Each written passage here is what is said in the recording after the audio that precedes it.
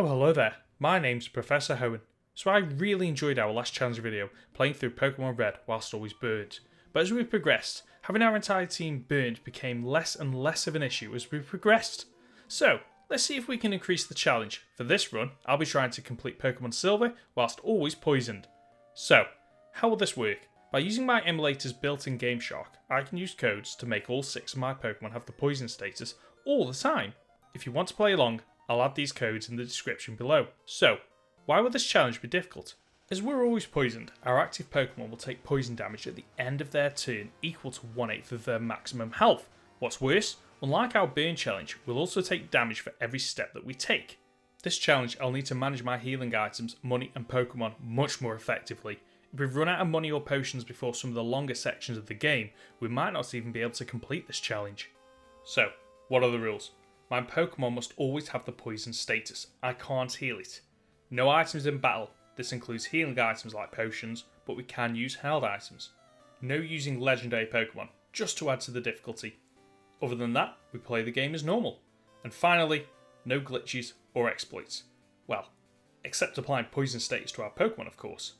I'm recording all this before I start the challenge, so I have no idea how this will go. Leave a like below if you think we can do it. Personally, I think we'll struggle in the early sections of the game and around the Team Rocket story towards the end of Johto, because we'll need a large supply of healing items. I don't even want to think about if we can beat Red, but yes, we'll try.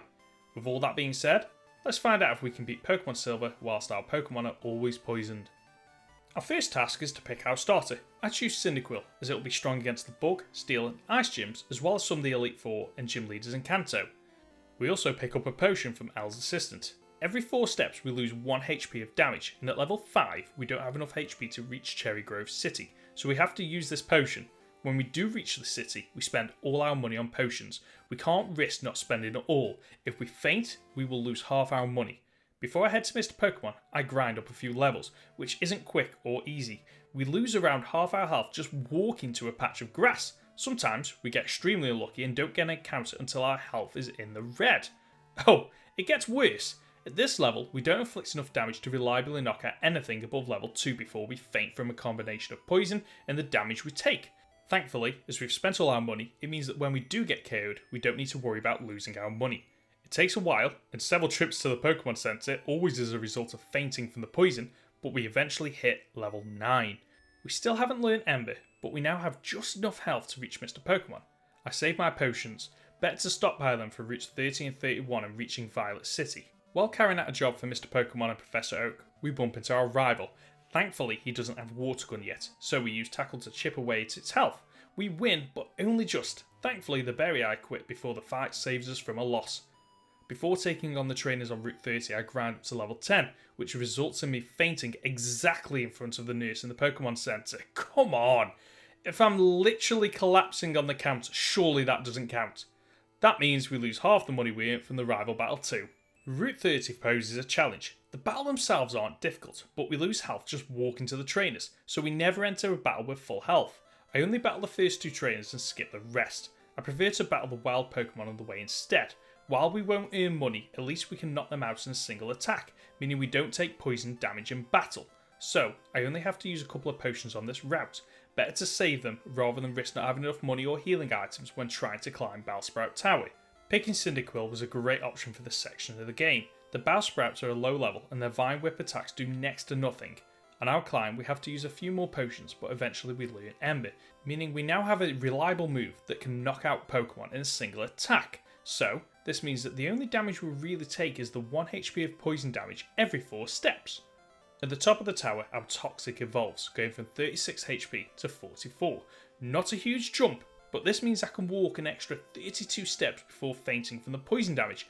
I know that might not seem like much, but I need to save as many potions as possible this early in the run. Faulkner is going to be our next challenge. There's no guarantee we'll win and I don't want to risk losing my money, so I sell some of my items and stock up on more potions. And Faulkner is a pushover. His Pidgey goes down to a single Ember and his Pidgeotto to 2, so we claim the Zephyr badge and pick up the egg. Okay, so far we've only used Toxic, which has worked as we've only had normal and grass Pokemon to deal with, but we'll need a more diverse team eventually, so I take the time to catch a Mareep and call it Mercury. Thankfully, the highest Pokemon in Union Cave are a much lower level than us, so we can comfortably beat them despite Ember not being very effective. However, we have to use even more potions to get through. When we reach the next town, I sell any items I've collected and spend as much as I can on potions and super potions. Okay, this is the last time I'll mention this, otherwise you're going to get sick of me repeating it. But throughout this run, every new town I visit, I repeat this process, selling items and buying items. Heck, most of this run is me battling a few trainers, healing up, and then having a shopping spree. Slowpoke Well is our next stop. We've been grinding Mareep against most of the trainers and wild Pokemon. While the extra diversity is nice, it does lead to an issue. We're now having to use double the amount of potions when walking, as we have 2 Pokemon now taking poison damage from battles and walking. Having a team of 6 will be unmanageable, so I'll probably only use 2 or 3 Pokemon on my team to balance XP and healing. We complete Slowpoke Well, causing Mercury to evolve. With that done, we take on Bugsy and claim the Hive badge. Oh, you want to know how it goes? Yeah, Toxic's Ember obliterates his team. What did you expect? He's a bug trainer. Before we can leave the town, we have to deal with our rival. While leveling up, Mercury learned Thundershock, so 2 attacks is enough to knock out Ghastly, Zubat goes down to a single attack, Croconaw survives 2 Thundershocks, but by the time he knocks out Mercury, Toxic is able to finish the battle with a single quick attack. Before we start to make our way to Goldenrod City, we backtrack to Slowpoke Well to get to, well, Slowpoke. This means we have Water, Psychic, Fire, and Electric type coverage, which I think should be enough to get us through this challenge. Making our way to Goldenrod isn't too difficult. We have the diversity and levels to comfortably take on the trainers, but the build-up of damage and being poisoned means we have to use a mix of potions and super potions. Oh, our egg also hatches, and oh, it's a wild subscribe!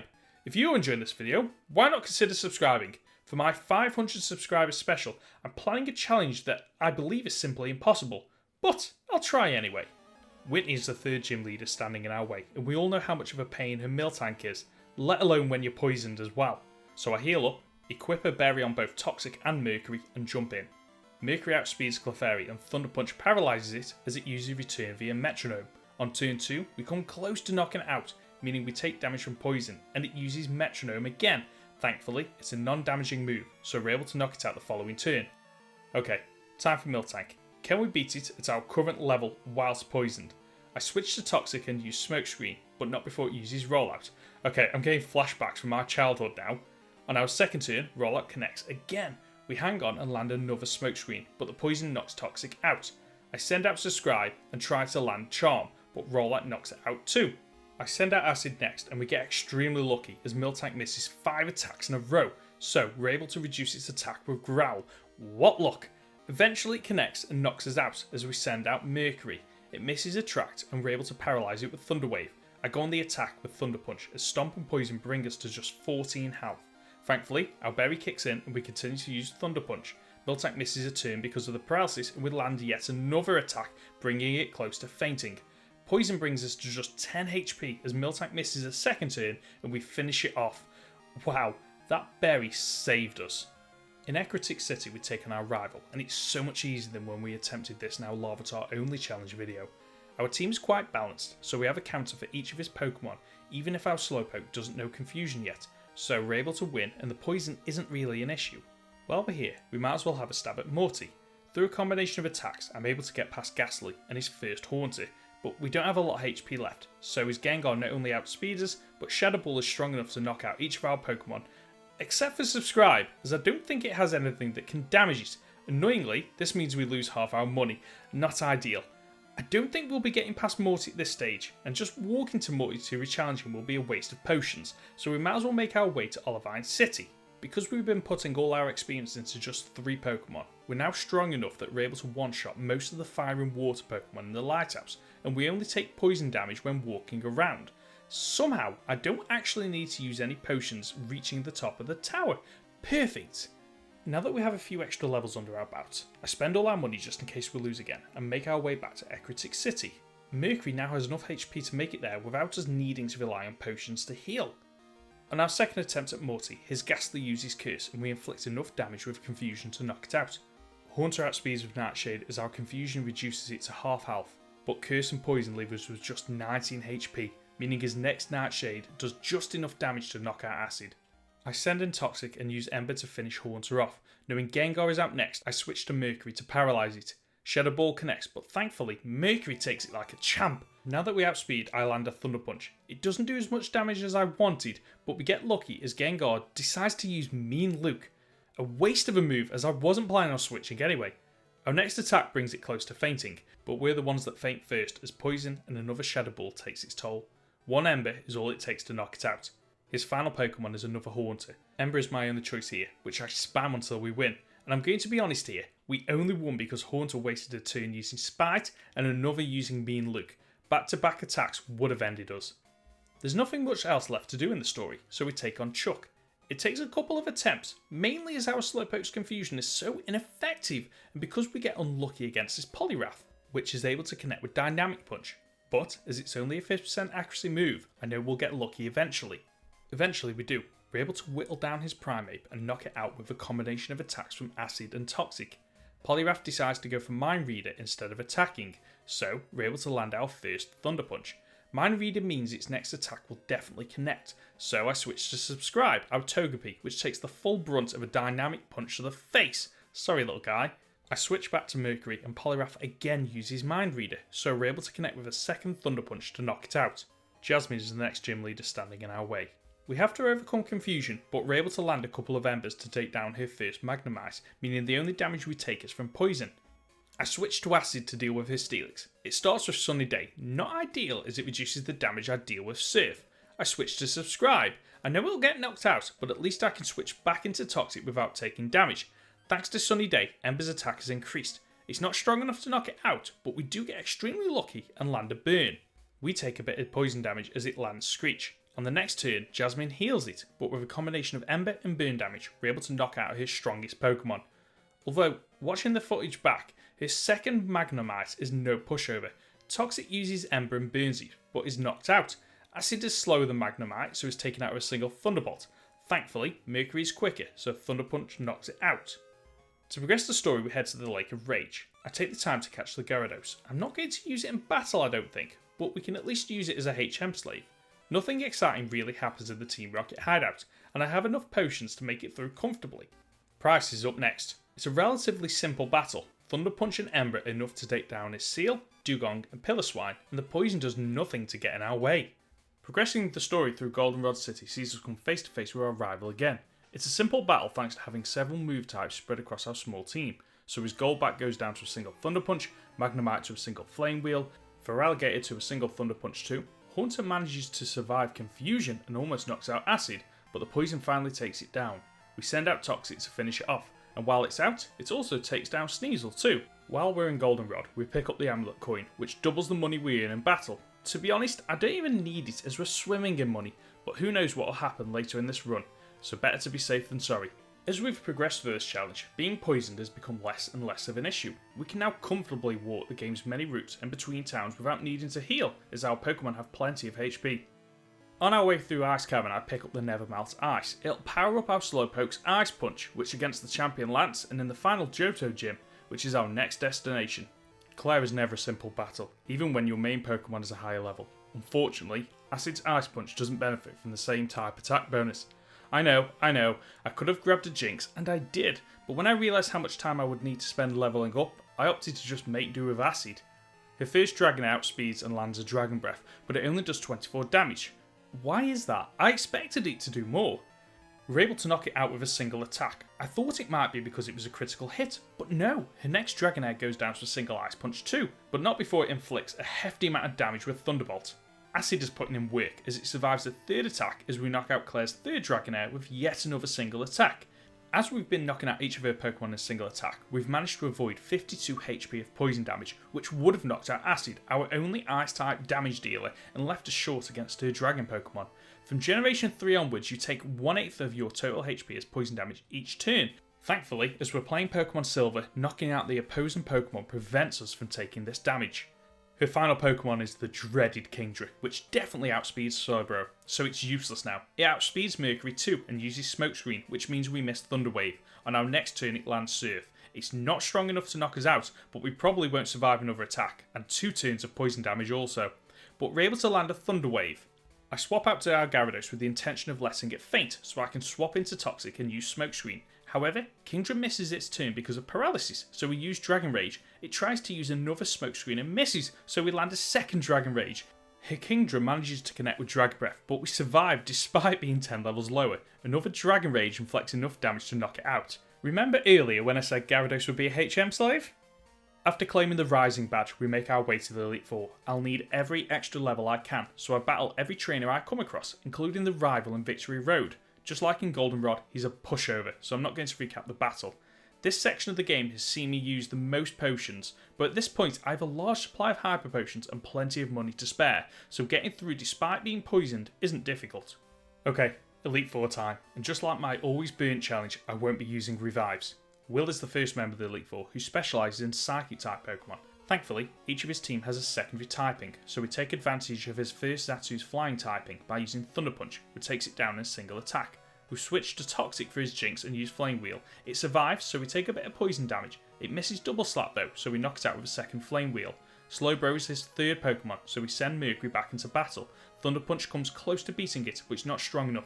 Thankfully, it decides to use Withdraw rather than attacking, so we're able to land a second attack to knock it out.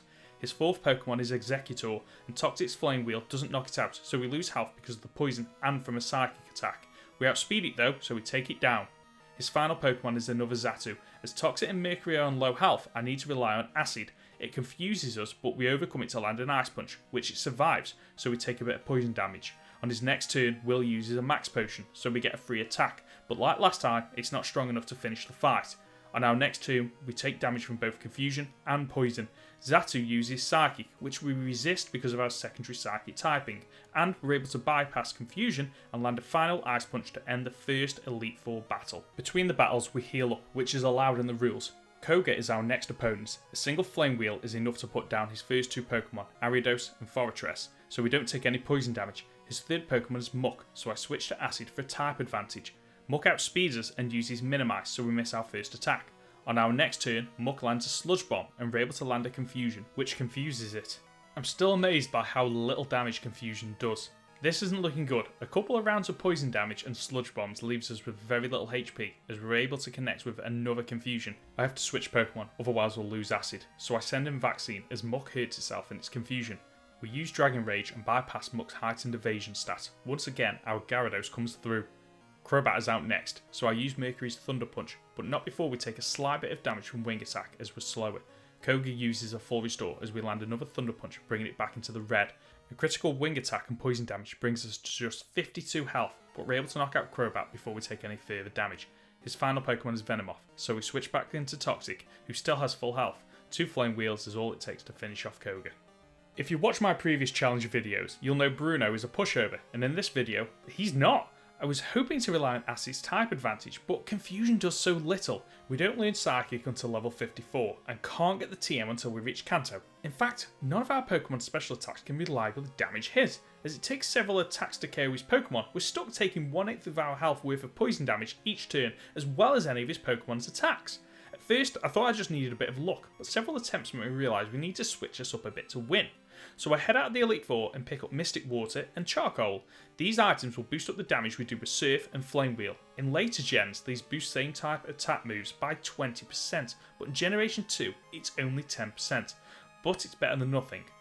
After making my way back through Will and Koga, we come face to face with Bruno once again. It's strange, the battle doesn't seem as bad this time. It's not because of my levels either. I think only 2 of my Pokemon went at 1 level each since our last attempt, so I'm not sure why the difficulty seems to have dropped.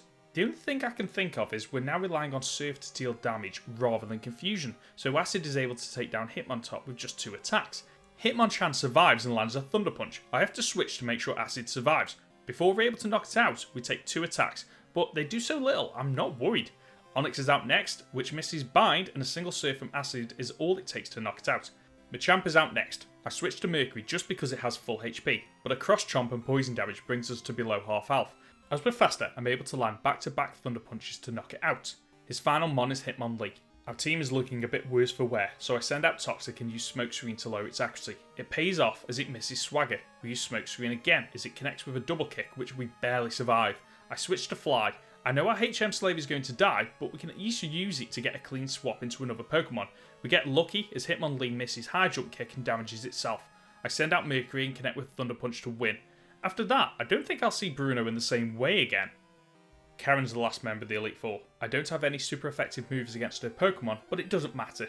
2 Flame Wheels take down her Umbreon. Gengar uses Curse so it doesn't have enough health to survive Confusion. We use Toxic to take down her Murkrow with 2 Flame Wheels. We send out Acid to knock out Houndoom, but Slowbro's terrible speed means we have to withstand a crunch before we can attack. The well-known Dark-type Vileplume is out last, so we send out Toxic to knock it out. So this is it, the champion of the Elite Four. Gyarados is out first, and because it's quad weak to electric types, a single Thunder Punch knocks it out.